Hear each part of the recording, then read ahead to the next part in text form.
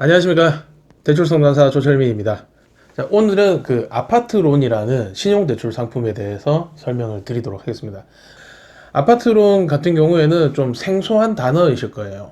이게 아파트론이 뭐야? 아파트 담보대출인가? 뭐 이런 생각들을 하실 텐데, 아파트론 상품은 100% 신용대출 상품입니다. 이게 아파트라는 이름이 붙다 보니까 그 일반 사람들 입장에서는 담보대출이 아닌가 오해들을 하시는데 전혀 그렇지 않고요. 이거는 100% 신용대출인데, 어떻게 이루어지는 신용대출이냐?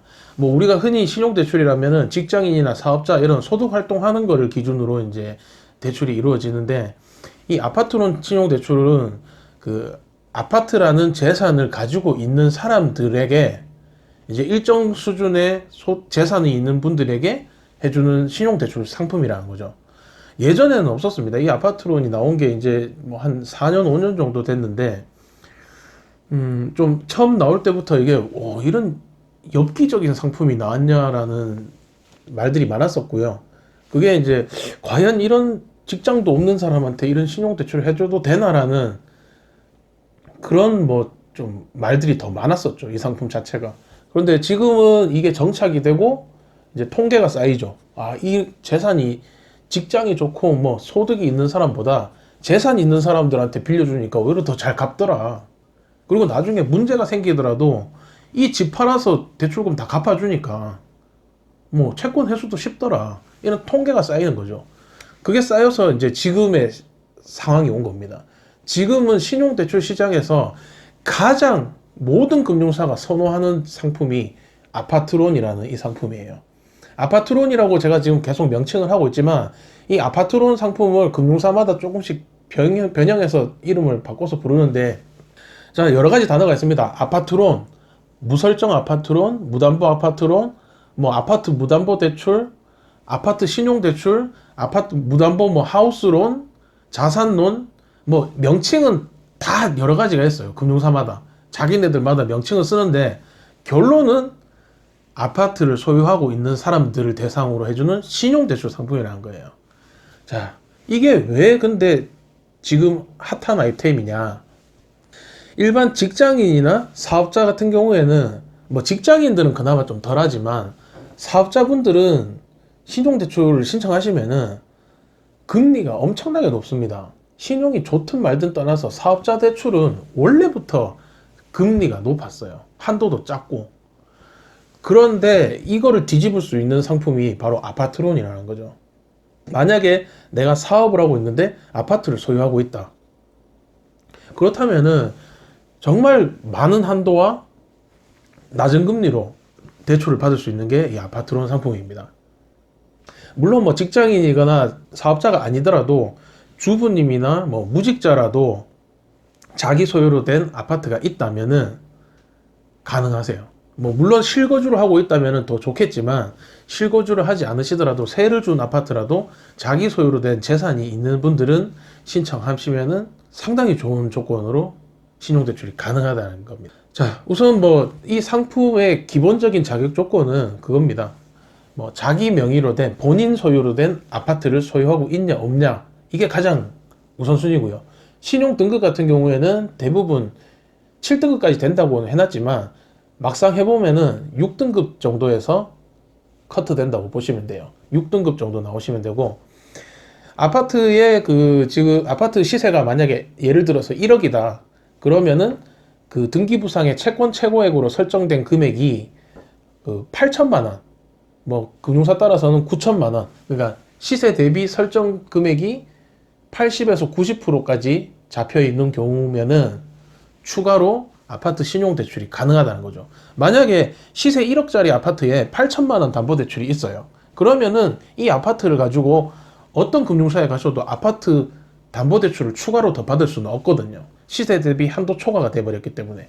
그런데 그런 경우에도 아파트론 상품 같은 경우에는 시세 대비 한도가 꽉 찬 아파트라도 시세를 넘어설 정도까지 꽉 차지 않았다면은 아파트 신용대출이 가능하다는 거예요. 물론 뭐 가능하다고 해서 금액이 짜잘짜잘하게 뭐 소액이 나오는 거면은 의미가 없겠지만, 아파트론 같은 경우에는 평균적으로 뭐 2천만 원이 거의 스타트 금액이라고 보시면 되고요. 많이 나오시는 분들은 뭐 4천만 원, 5천만 원까지도 나오니까 상당히 신용대출 분야에서는 이 상품을 뛰어넘을 만한 게 지금 현재로서는 없습니다. 만약에 직장이 있고 소득 활동을 하시는데 아파트가 있다. 그러면은 무조건 아파트론으로 진행을 하시는 게 맞아요. 직장인이나 사업자로 진행하시는 것보다 훨씬 더 좋은 조건으로 나오기 때문에. 자, 그러면은 아파트를 살고 있는데 주부님들 같은 경우에는 어떡하냐. 이 아파트론 상품이 변경이 됐습니다. 지금 같은 경우에는 거의 대부분의 금융사가 소유자가 본인일 때만 이 아파트론 신청이 가능하고요.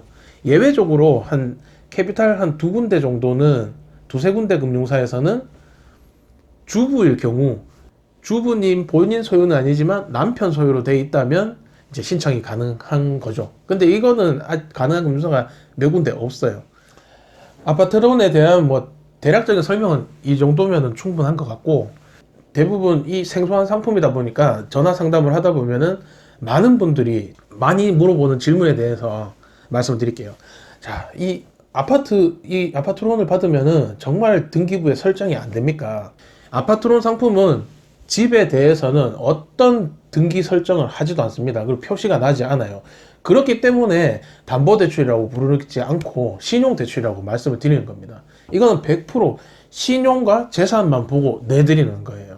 그리고 내가 이 아파트 지금 살고는 있는데 나 지금 살다가 대출을 받고 난 뒤에 이사 가도 되냐고 물어보시는 분들이 많아요. 근데 가셔도 돼요. 이거는 받을 당시에 아파트를 소유하고 있냐 없냐를 평가를 하는 거지, 이 대출을 받았다고 해서 이 대출 다 갚기 전까지 이사 가시면 안 됩니다라고 할 금융사는 어디도 없습니다. 왜냐?